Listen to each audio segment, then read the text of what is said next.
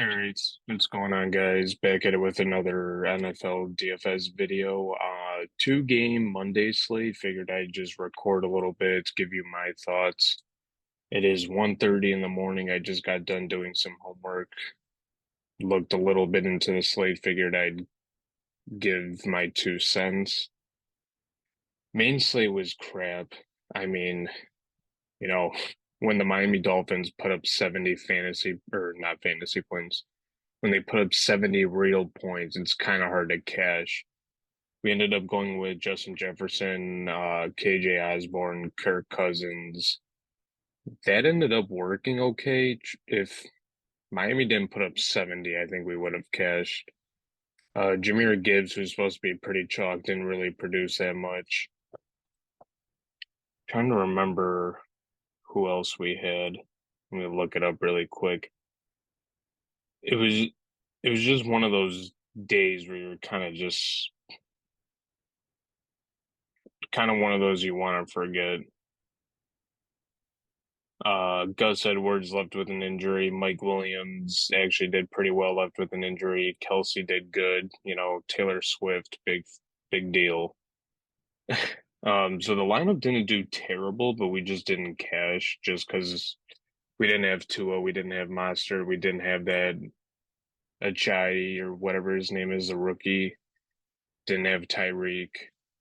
Basically, if you didn't play any of them, you didn't cash. So we're just gonna jump right into it. Um, so it's a two-game slate. So here's the quarterbacks, obviously.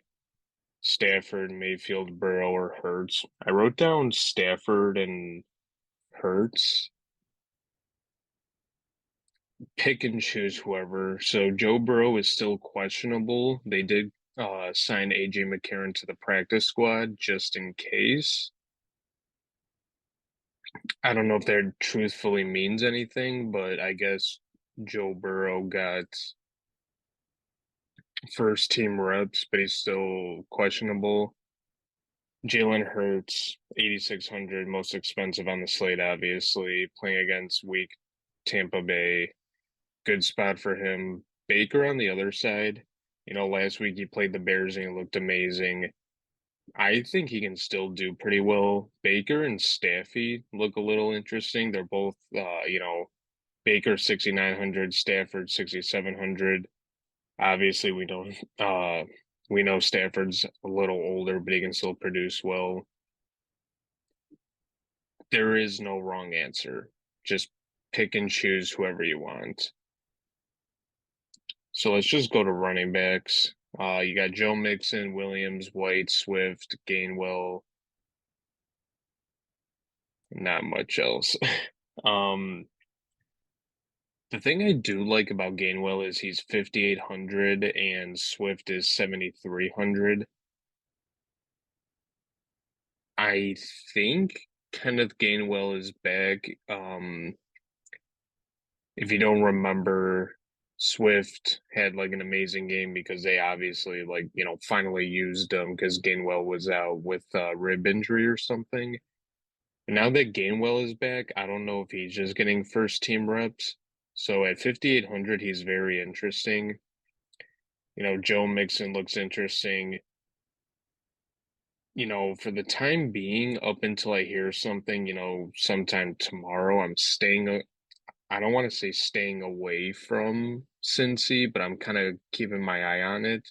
If Joe Burrow's confirmed playing and he's starting, maybe he's not 100%, but he's still got to do something. But Mixon is always a good play. Kyron Williams for the Rams is a good play. You know, Obviously they traded away Cam Akers to Minnesota, so don't mind that. Bit of a discount to go with Rashad White. The only issue that I have is Philadelphia's defense. That's kind of it. Obviously you're not going to play any of these guys, but if I had to rank them, I would probably go Kyron Williams, Mixon, Gainwell, White. The only reason why I say that is I don't know what they're gonna do with DeAndre Swift or Gainwell. If Gainwell is gonna get majority of the carries, we don't we don't know truthfully. So let's move on to wide receivers. You got Jamar Chase, Puka, Mike Williams, AJ Brown, Higgins, Godwin, Smith. Obviously, a little bit more here. So I wrote down pretty much everyone here except Godwin, Smith, and Boyd. Kind of the same thing, kind of like uh what I was saying with Joe Mixon. We don't know for certain yet what the issue is with uh Joe Burrow. Still don't mind him. Truth be told, I've never heard of Puka up until week one. I might sound like a bit of a casual.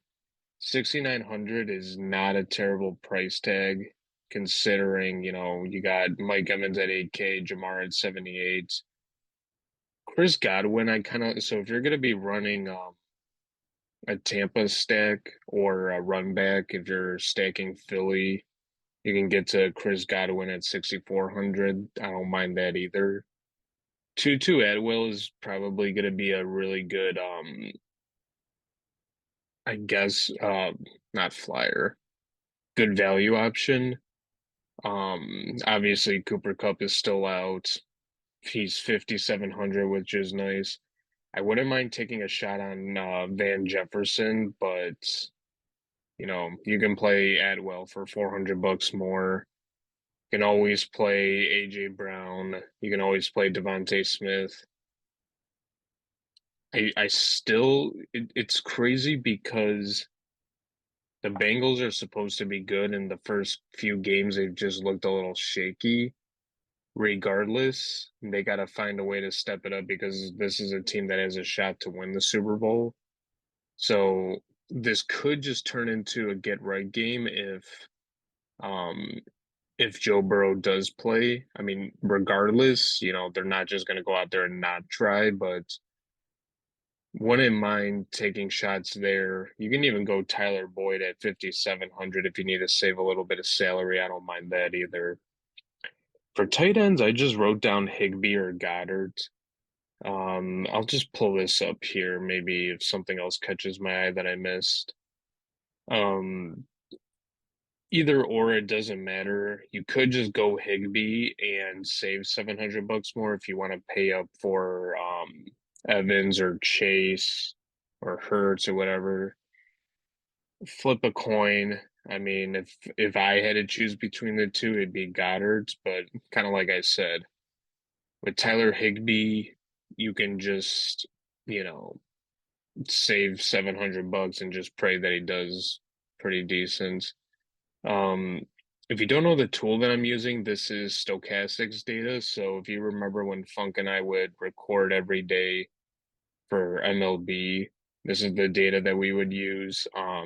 If you watch the video from yesterday, I would give out for the main slate the NFL top stacks, breakdown QB, running back, wide receiver, tight end, kind of like I just did. You know, defense and special teams, pick whoever, it doesn't matter. Um, I'm trying to think of anything else. It should just about do it though. I'm gonna link the Discord server in the description. We went crazy today on Sleeper. Posted a same game parlay that hits at plus 950. A couple prize picks hits. So definitely hop in and join us in there. Um, Even if you're just talking sports, you don't bet on it that much or you're confused, Funk and I are pretty active and we try to talk in there as much as possible. So, yeah, that should just about do it. So, if you haven't yet, just like and subscribe and see you in the next video.